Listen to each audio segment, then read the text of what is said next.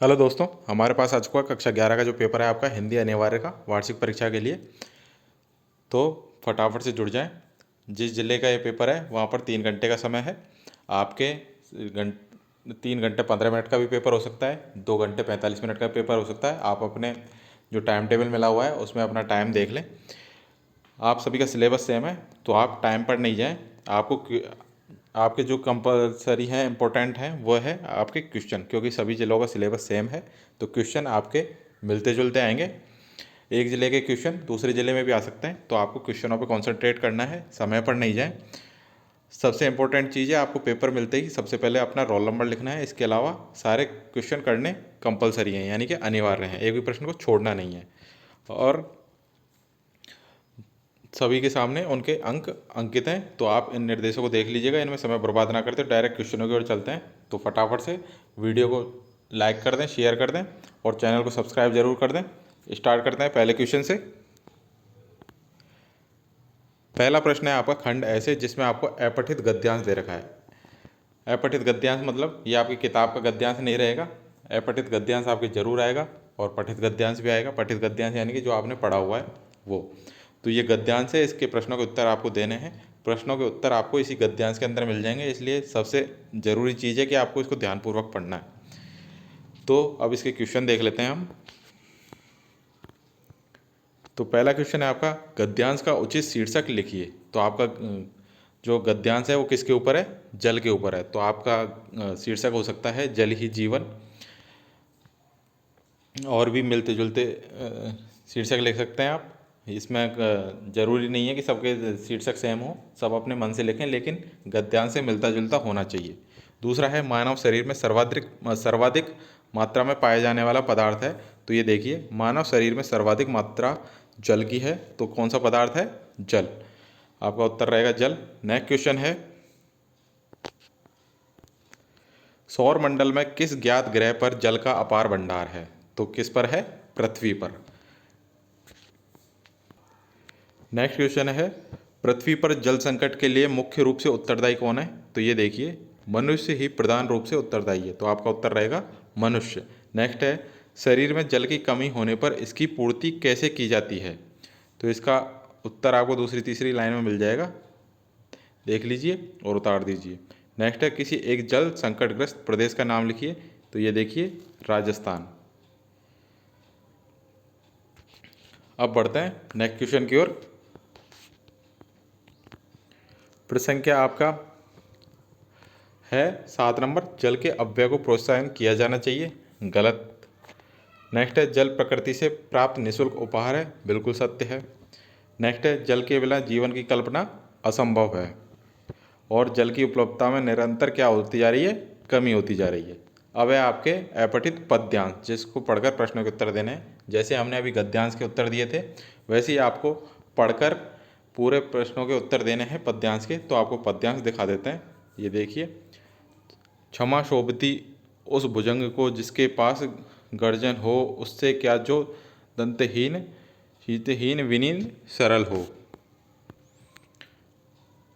ये देखिए, आपका पूरा पद्यांश है ये, और ये इसके प्रश्न हैं। क्षमा किसको शोभती है? दूसरा है, 3 दिन तक भगवान राम ने किससे मार्ग देने की प्रार्थना की? तो किससे की? सागर से। नेक्स्ट है, समुद्र किस वेश में आकर श्री राम के चरणों में गिर पड़ा? नेक्स्ट है, इस पद्यांश में कौन सा काव्य गुण है? 5 नंबर है, क्षमा शोभती उस भुजंग को जिसके पार गरल हो का प्रतीकार्थक लिखिए। 6 नंबर है, विनम्रता किसको शोभा देती है? नेक्स्ट है, पद्यांश के अनुसार अनुनय विनय से ही शत्रु को जीता जा सकता है। आपको बताना है सत्य असत्य। पूरा पद्यांश आपने पढ़ लिया होगा ढंग से, जैसे गद्यांश का करवाए थे आपको प्रश्न उत्तर, वैसे ही आपको इसके उत्तर करने हैं पद्यांश में से ढूंढकर। 9 नंबर है, भुजंग का शाब्दिक अर्थ लिखिए। इससे पहले 8 नंबर है, विषहीन विनीत सरल हो रेखांकित पंक्ति में अलंकार बताइए। 10 नंबर है, उपरोक्त पद्यांश का उचित शीर्षक लिखिए। अब है आपके प्रश्न संख्या 3, जिसमें आपको बताना है कौन सा कथन सत्य है और कौन सा असत्य है। आपको वाक्य दे रखा है, पूरा वाक्य पढ़ना है और गलत और सही का बताना है, कौन सा सही है कौन सा गलत है। पहला है, संचार केवल मनोरंजन का साधन है। गलत। दूसरा है केवल तकनीक विकास के कारण संचार संभव हुआ, इससे पहले संचार संभव नहीं था। बिल्कुल सही है। नेक्स्ट है समाचार पत्र एवं पत्रिकाएं इतने सशक्त संचार माध्यम हैं कि वे राष्ट्र का स्वरूप बदल सकते हैं। बिल्कुल सत्य है। नेक्स्ट है टेलीविज़न सबसे प्रभावशाली एवं सशक्त संचार माध्यम है। ये भी सही है। नेक्स्ट है इंटरनेट सभी संचार माध्यमों का मिलाजुला रूप है। बिल्कुल सही है। नेक्स्ट है कई बार संचार माध्यमों का नकारात्मक प्रभाव पड़ता है। ये भी सही है।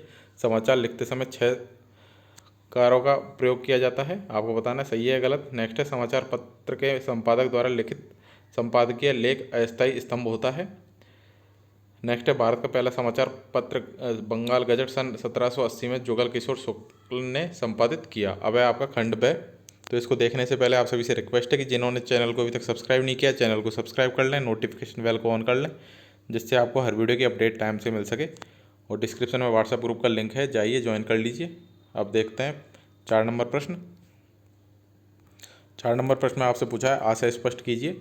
तेरा निजाम है सिलदे जुबान शायर की, ये एहतियात ज़रूरी है इस बहर के लिए। 5 नंबर है धनराम मोहन को अपना प्रतिद्वंदी क्यों नहीं समझता था।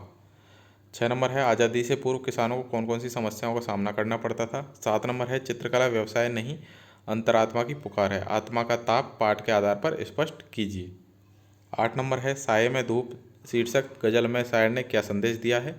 9 नंबर है मुर्दा शांति से बढ़ जाना एवं हमारे सपनों का मर जाना को कवि अवतार सिंह पाश ने सबसे खतरनाक क्यों माना है। 10 नंबर है मुंशी प्रेमचंद अथवा सुमित्रा नंदन पंत का साहित्यिक परिचय दीजिए। 11 नंबर है आओ मिलकर बचाएं कविता में कवित्री ने आदिवासी समाज की कौन कौन सी बुराइयों की ओर संकेत किया है। आदिवासी समाज की वर्तमान स्थिति का भी विवेचन कीजिए।